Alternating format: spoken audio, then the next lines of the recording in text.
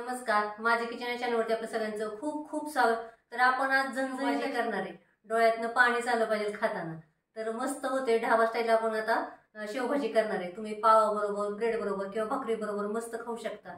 चला तर मग आपण सुरुवात करूया। इथे आपण एक कांदा भाजून घेतलेला आहे, अर्धा टोमॅटो घेतले, 5-6 चमचे खोबरं घेतलेलं आहे, 1 चमचा तीळ, 1 चमचा खसखस आणि 1 चमचा धने घेतलेले आहे, 1 चमचा जिरे घेतले, थोडीशी हळद घेतली, 1.5 चमचा लाल तिखट घेतलेला आहे, तिखट आहे, आणि अर्धा चमचा किचन किंग मसाला, चवीनुसार मीठ, कोथिंबीर थोडं घेतले, 8 ते 10 लसूण पाकळ्या घेतले, थोडंसं आलं घेतलेलं आहे आणि शेव तर लागणारच। तर आता कांदा आणि खोबरं भाजून घेतलेलं आहे, बाकीचं सगळं तीळ, खसखस आणि धने भाजलेले नाहीत। तर आता आपण एवढं साहित्य बाजूला ठेवूया आणि हे सगळं साहित्य आपण मिक्सरमधनं थोडंसं पाणी घालून बारीक पेस्ट बनवून घेऊया याची। तेलाची किटली जी पळी असते, आपण ती पळी, 1 पळी तेल टाकलेलं आहे। तर तेल जास्तच टाकायचं जरा थोडंसं। त्याच्यात आपण जिरे टाकूया आणि हा बारीक केलेला मसाला,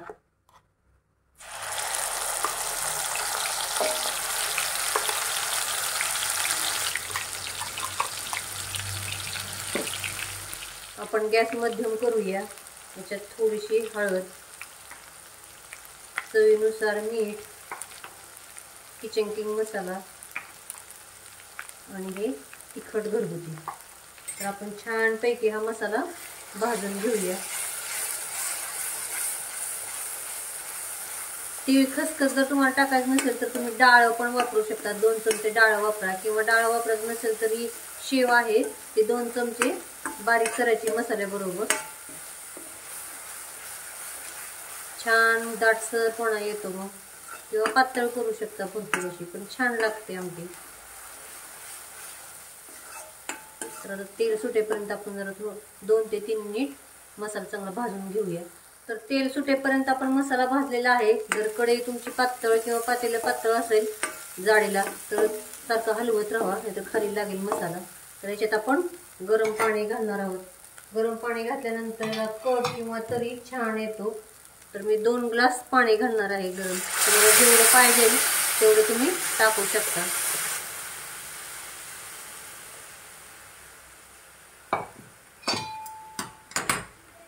मोठा गॅस करूया, एक उकळी आणूया।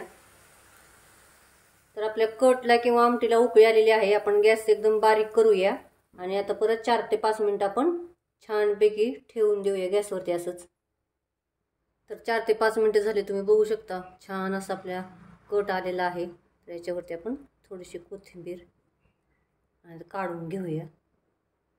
आपण डिशमध्ये कट घेऊया, बघू शकता की छान अशी तरी आलेली आहे।